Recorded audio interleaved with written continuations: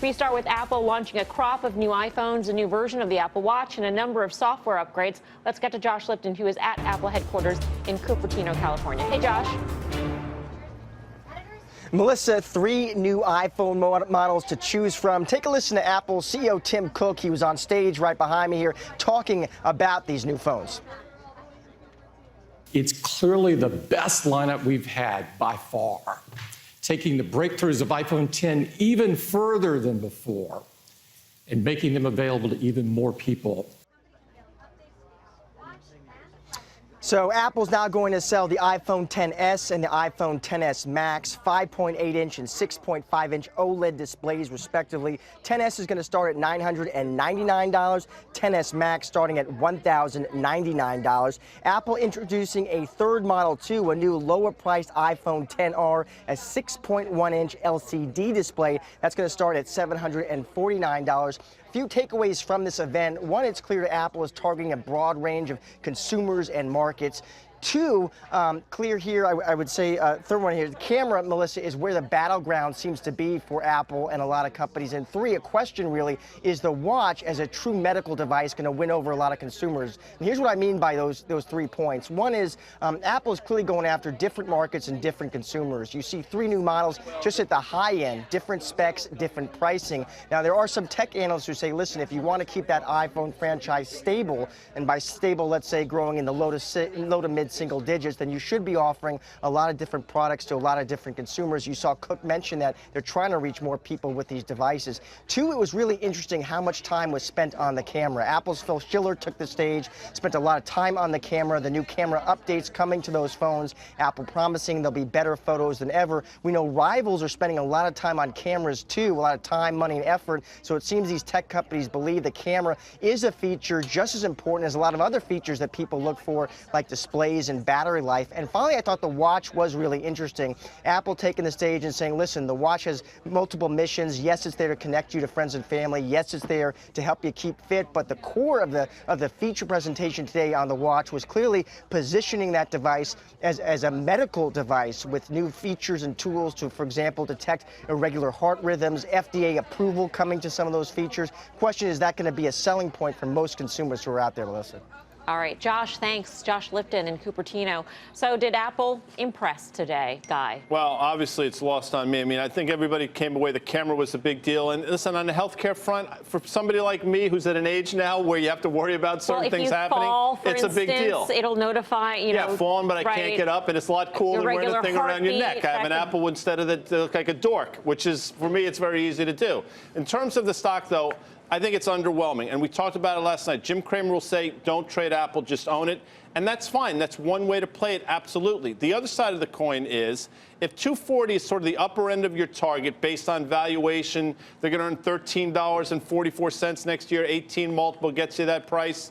Do you want to risk, you know, the upside of 6.5%, 7% for potentially a downside to 180? I think there's a chance in this environment, especially if the rhetoric with China heats up, you're going to see that 180. So you have to ask yourself, do I want to hold up to 240, or am I willing to take some money off the table here and buy it back cheaper? In terms of the products, I mean, we don't need a whole batch of new consumers to come in and buy the phone. We just need the current customers to upgrade their phones, right, to refresh. Yeah. We need revenue to continue to grow, which it will, and we'll need average selling prices to remain firm or go higher. Yeah, so I think the good news is that the new XS versions, and they're offered obviously the biggest iPhone they've ever had at 16.5 inches, that's going to help ASPs if there's a market for that. I know that there's some thought that there's tremendous demand, pent-up demand for phones in Asia. Okay, so we know what happened the last time that they introduced the Plus cycle. That was very good for them. I will tell you this, though. I think their lineup right now is very confusing, and there's a lot of different phones, and there's a lot of different price points, and it's really kind of hard to get a sense how to differentiate them. And as you think about how this company is going to guide for the holiday quarter, you have to go back to last year. When they introduced the phones in September, they released the X version in November. Okay, it was sloppy. It was sloppy, yeah. And they're doing the same thing now. So the XS is going to go on sale next week, or it's going to be delivered on the September 27th or so. And then the other one, the one that they're really excited about, this XR, which is the lower price one, goes on sale a month later. So to me, in the near term, you're going to have a lot of really goofy stuff, people gaming what unit sales are going to be like, and we're not going to probably get a sense for it until late January. But I'll say, you know, this product cycle is the new release cycle is just like last year, in that I I don't think all that much is built into the stock. Granted, stock ran 20% off those earnings, but I think it ran off the earnings. I think it ran off its services. And so, and good for you, Dan, because you've been pointing out for a long time that the skews, and at some point that becomes confusing for people. So you're at least consistent on that. I will say, no, and I think you're largely right, except for the fact that they are now going for really everybody. So they continue to get bigger, faster, stronger. There will be people that will always spend that extra money. You're now going to get 512 gigs on your new phones, and you get everything you want. You get the stronger case, you get it bigger.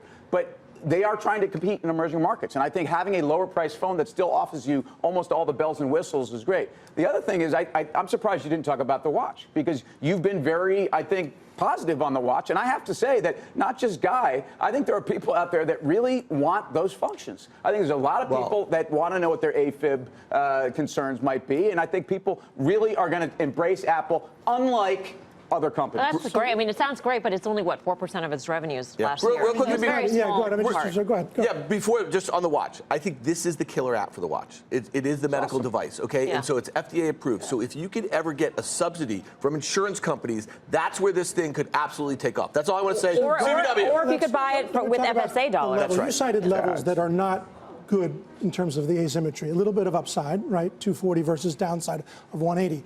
What we know is that the stock, and we might have a chart here on the screen, the stock at one point last week was trading 25% above its 150 moving average. Every time that's happened over the past 5, 6, 7 years, 8 years, it has backed away. In fact, that's the bottom panel of that two-panel chart that you see there. And that's exactly what's happened again this time. So, and interestingly, the 240 level you cite, that's higher than the 45 analysts that cover it. Their price target's only 224. So it is asymmetrical, and I think there is more downside risk in terms of the overbought condition than there is upside potential. But Carter, I'm looking at your chart, and the pullback when you get to that level on the 150-day and how much above, seems like it hasn't been anything substantial. So that pullback, yeah, I realize it runs out of gas, but it hasn't necessarily, those haven't been big pullback moments. Right, well, what they are, so we're down at peak to trough here over the last 6, 8 sessions is about 5.5%. Typically, those are 10%ers. So we've already done half of it, you could say. But still, it's not about the downside. It's about, does it have a lot of intermediate upside? Okay. I think that's the main message. Here's a question I want to ask you guys. Would you rather? It sounds no, like you're no, really she's asking a question. I'm asking a genuine question because everybody has their iPhone. We all have iPhones here on the desk, right? All of us have. I'm charging mine now with my Apple charger. Flip phone. Should Apple be valued more like a consumer staple? Of course.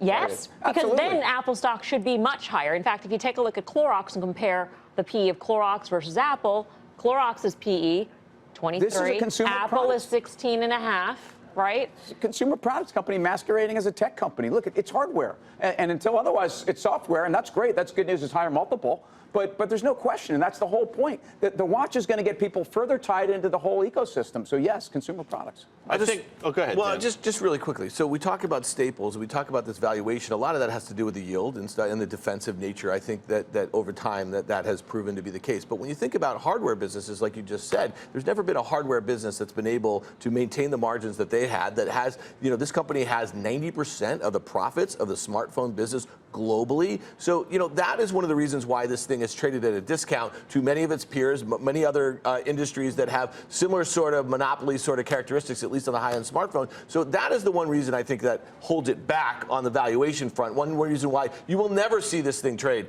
18, 19, 20 times. Never. Never.